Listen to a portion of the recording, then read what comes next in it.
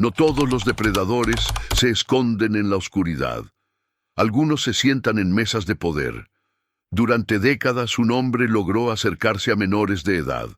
Les prometía dinero, les ofrecía oportunidades. Les daba atención y mientras tanto Moon era recibido en mansiones, universidades y círculos de influencia. Lo más alarmante no es solo la conducta ilícita, es el silencio que lo rodeó. Este no es un caso para alimentar el morbo, es un aviso. Porque cuando el poder protege al equivocado, la responsabilidad vuelve a nosotros. ¿Sabemos realmente quién tiene acceso a nuestros hijos, a nuestros nietos, a quienes más amamos? Conocer esta historia no es opcional. Es una forma de proteger. Jeffrey Epstein construyó durante años una imagen pública sólida. Era presentado como financista con conexiones internacionales. Frecuentaba espacios exclusivos y mantenía relaciones con figuras influyentes. Poseía propiedades en distintos estados de Estados Unidos, una residencia en Palm Beach, Florida, una mansión en Manhattan, un rancho en Nuevo México y una isla privada en el Caribe. Su entorno proyectaba éxito y acceso. Pero en Palm Beach comenzaron a surgir denuncias preocupantes.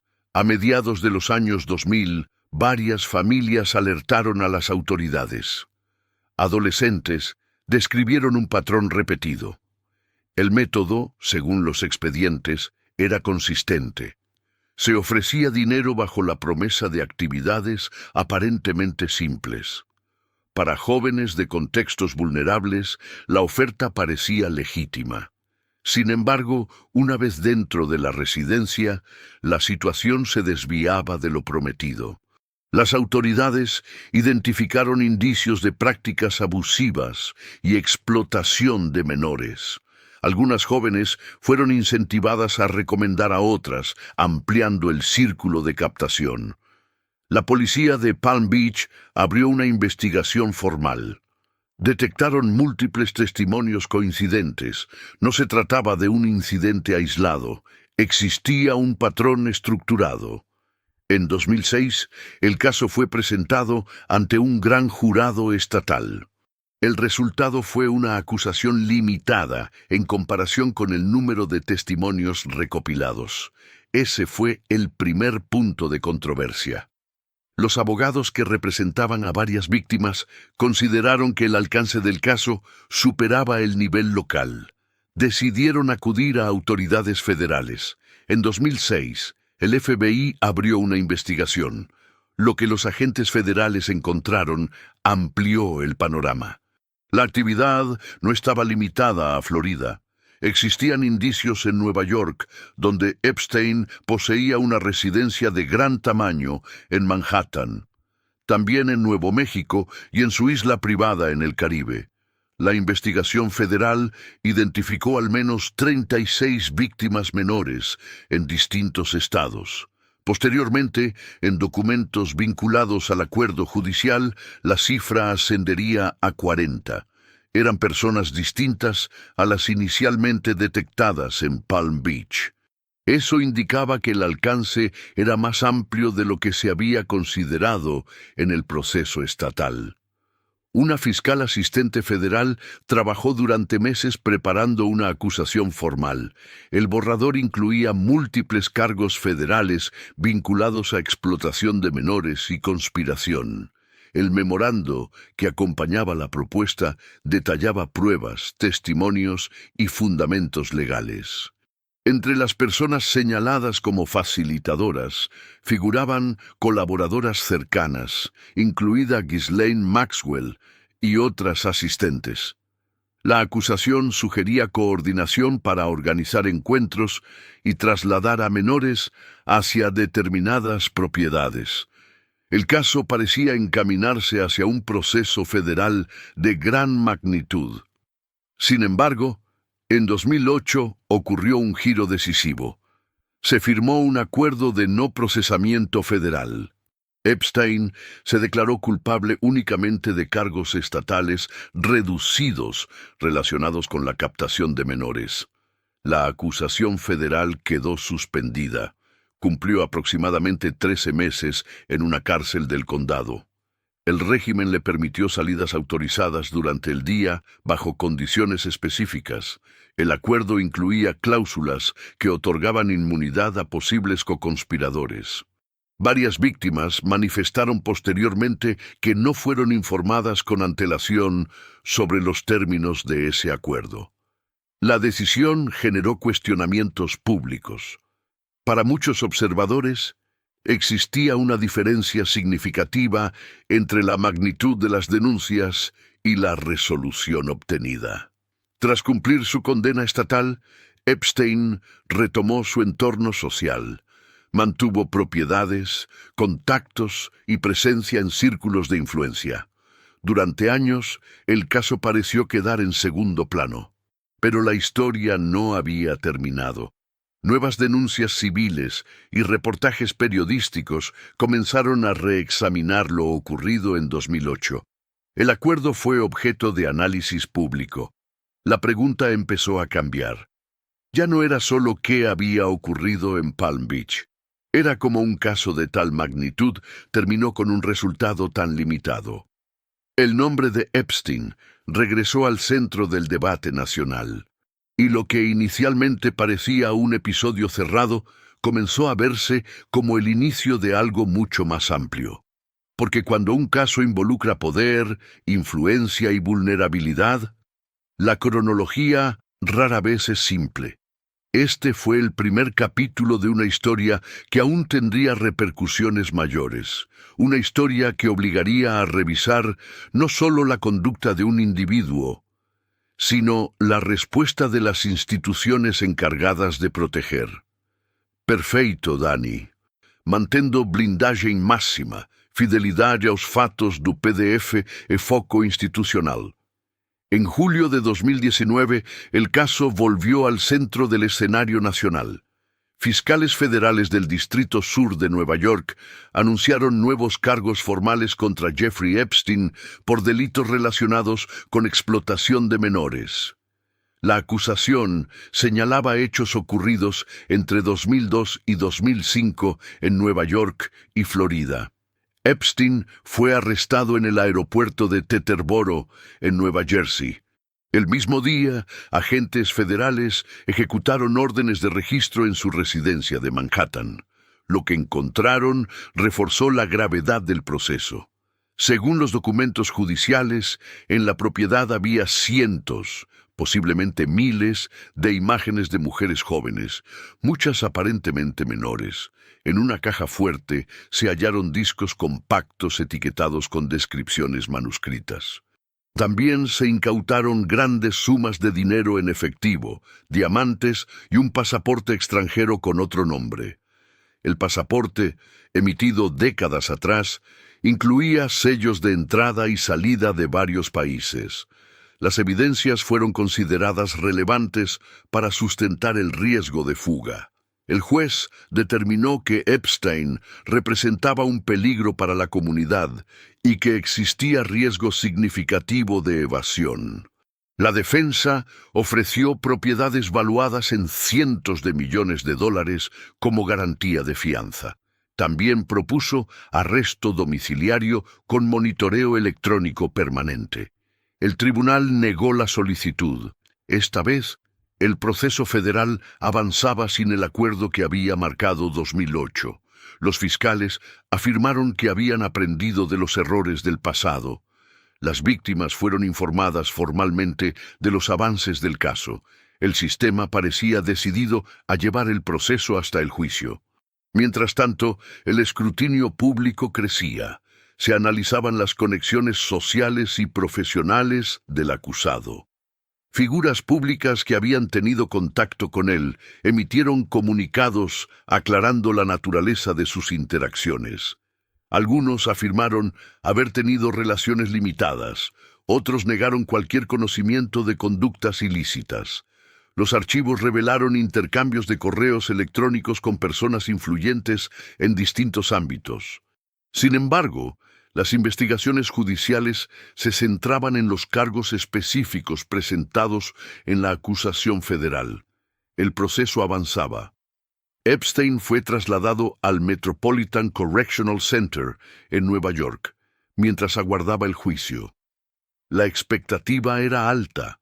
Para muchas víctimas, este era el momento en que finalmente se escucharía su testimonio en un tribunal federal.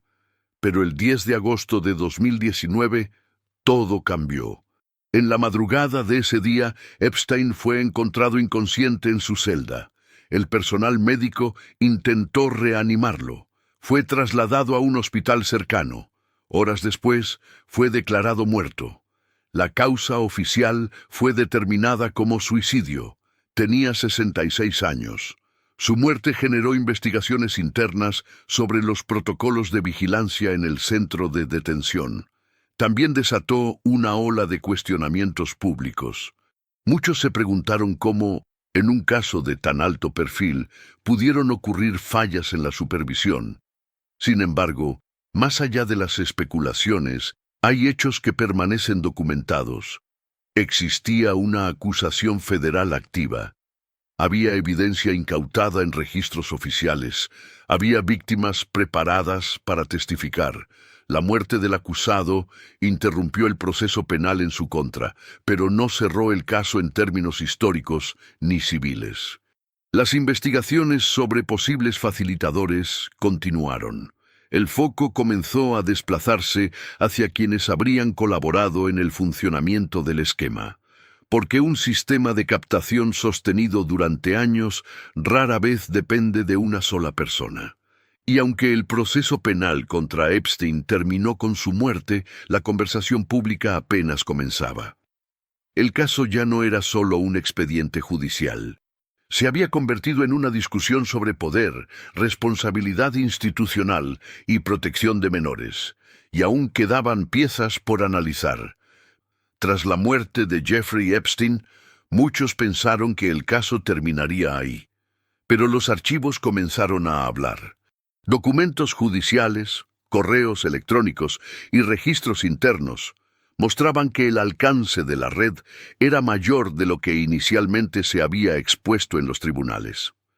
La operación no se limitaba a una ciudad, no se limitaba a un estado, y no se limitaba a un país. Los registros revelaron viajes frecuentes a distintos destinos internacionales, entre ellos Brasil. Más de 4.000 documentos hacían referencia directa al país. Investigaciones periodísticas identificaron patrones específicos: viajes regulares, contactos con agencias de modelos, concursos de belleza y publicaciones de moda. El objetivo, según los intercambios analizados, era identificar jóvenes aspirantes. El esquema repetía una estructura conocida: acercamiento, promesa de oportunidades, acceso exclusivo y, posteriormente, vínculos que cruzaban fronteras. Correos electrónicos de 2016 revelaban intercambios sobre la posibilidad de adquirir una agencia de modelos en Brasil. En los mensajes se mencionaban grandes agencias del país. Un informe sugería que un concurso sería ideal para atraer jóvenes sin experiencia. La intención descrita en esos documentos era explícita: facilitar el acceso a esas jóvenes. Testimonios previos, incluidos en archivos judiciales, señalaban viajes frecuentes al país y contactos con personas que actuaban como intermediarias. Registros indicaban que pocos días después de salir de prisión en 2009, Epstein ya retomaba comunicación con contactos internacionales. En el año siguiente, una mujer mencionada en esos intercambios habría comenzado a actuar como reclutadora de otras jóvenes. También se reveló que Epstein contaba con un número de identificación fiscal válido en Brasil. Incluso habría considerado obtener nacionalidad brasileña tras su liberación en 2009. El Ministerio Público Federal en Brasil abrió investigaciones tras denuncias relacionadas con el posible alistamiento de una mujer de Natal para viajar a Estados Unidos. El caso dejó de ser exclusivamente estadounidense. Se transformó en una red con ramificaciones internacionales. Los archivos también mostraban contactos con figuras públicas de distintos ámbitos. Correos electrónicos revelaban invitaciones a la isla privada, intercambios sociales, relaciones mantenidas durante años. Algunas figuras negaron haber tenido conocimiento de actividades ilícitas. Otras afirmaron que sus contactos fueron limitados o circunstanciales. Es importante distinguir entre contacto social y responsabilidad penal. Las investigaciones judiciales se centraron en pruebas específicas. Sin embargo, los documentos expusieron una realidad incómoda. Epstein no operaba en aislamiento. Existía un entorno, existía acceso, existía normalización. En Florida, los fiscales estatales que inicialmente manejaron el caso enfrentaron cuestionamientos años después. Investigaciones internas concluyeron que no hubo mala conducta formal en ciertos aspectos del acuerdo de 2008. Pero la percepción pública ya estaba marcada. A nivel federal, el acuerdo de no procesamiento fue revisado judicialmente. Un tribunal determinó posteriormente que las víctimas debieron haber sido notificadas antes de concretarse. Aunque ese fallo no anuló el acuerdo original, reforzó la idea de que el procedimiento había sido irregular en términos de comunicación con las víctimas. Mientras tanto, nuevas demandas civiles continuaron presentándose. La narrativa pública evolucionó. Ya no se trataba solo de un individuo con recursos, se trataba de una estructura que combinaba dinero, influencia, intermediarios y silencios. 30 años después de las primeras denuncias registradas, aún quedaban preguntas sin respuesta completa. ¿Cuántas víctimas no fueron identificadas? ¿Cuántos contactos sabían más de lo que admitieron? ¿Cuántas oportunidades tuvo el sistema para intervenir antes? El caso no terminó con la muerte de Epstein en agosto de 2019. No terminó con los acuerdos financieros posteriores. No terminó con la condena de personas vinculadas a su entorno. El alcance de los archivos dejó claro que la dimensión era mayor que cualquier investigación inicial. Y entonces, la reflexión deja de ser jurídica. Se vuelve social. Porque un sistema de captación sostenido durante años no prospera solo por la voluntad de una persona. Prospera cuando hay indiferencia. Prospera cuando la reputación pesa más que la denuncia. Prospera cuando la sociedad asume que el peligro siempre viene de la sombra y no de la alfombra roja. Y después de todo esto, la pregunta ya no es ¿qué hizo él? La pregunta es ¿qué hacemos nosotros con lo que sabemos? Si usted llegó hasta aquí, escriba la palabra proteger, porque este caso no se trata de curiosidad, se trata de responsabilidad. Las investigaciones continuaron enfocándose en personas que habrían colaborado en el funcionamiento del esquema.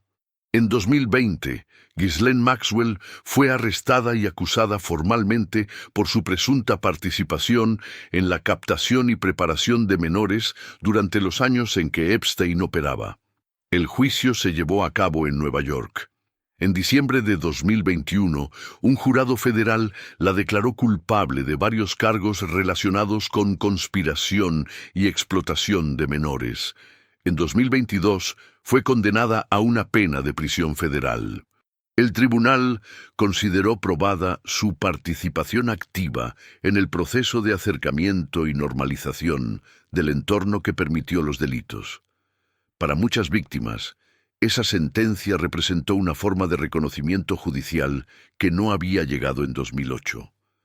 Además del proceso penal, bancos e instituciones financieras enfrentaron demandas civiles por su relación con Epstein. Algunas entidades alcanzaron acuerdos millonarios con víctimas. Estos acuerdos no implicaban necesariamente admisión de responsabilidad penal, pero reflejaban la dimensión económica del caso. El nombre de Epstein quedó asociado no solo a un expediente judicial, sino a una discusión global sobre responsabilidad institucional. Durante décadas, el acusado mantuvo acceso a espacios de influencia. Durante años, múltiples señales fueron ignoradas o minimizadas. El caso reveló fallas en distintos niveles. Fallas en la supervisión, fallas en la respuesta temprana, fallas en la comunicación con víctimas. También evidenció cómo el poder económico puede influir en la percepción pública y en los tiempos de reacción del sistema. Sin embargo, este caso no debe analizarse únicamente como un escándalo. Debe entenderse como una advertencia estructural. Las víctimas eran jóvenes. Muchas provenían de contextos vulnerables. Fueron atraídas por promesas que parecían legítimas. El entorno no parecía peligroso a simple vista. Eso es lo que hace que este caso sea especialmente inquietante. No ocurrió en la clandestinidad absoluta. Ocurrió en residencias lujosas, en círculos exclusivos, en espacios que transmitían prestigio, y esa es la lección más incómoda. El riesgo no siempre se presenta con señales evidentes. A veces se disfraza de oportunidad. A veces se reviste de influencia. A veces se esconde detrás de contactos y reputación. Hoy, años después, el caso Epstein sigue siendo objeto de análisis periodístico y académico, no solo por lo que hizo un individuo, sino por lo que permitió el sistema. Porque cuando una estructura de captación se mantiene activa durante años, la pregunta no es solo quién cometió el delito. La pregunta es qué mecanismos fallaron, qué alertas no fueron escuchadas, qué señales fueron descartadas. Este caso nos obliga a mirar más allá del titular. Nos obliga a reflexionar sobre supervisión, transparencia y responsabilidad colectiva. Nos recuerda que la protección de menores no depende únicamente de la justicia penal. Depende de familias atentas, de comunidades vigilantes, de instituciones que actúen con rapidez y de una sociedad que no ignore señales por comodidad o influencia. El caso Epstein no terminó con una sentencia aislada. Se convirtió en un punto de inflexión en la conversación sobre poder y vulnerabilidad. Y si algo demuestra esta historia es que la indiferencia es terreno fértil para el abuso. La información es una herramienta, la conciencia es una defensa, y el silencio nunca debe ser una opción. Aquí no solo contamos crímenes, alertamos a las personas.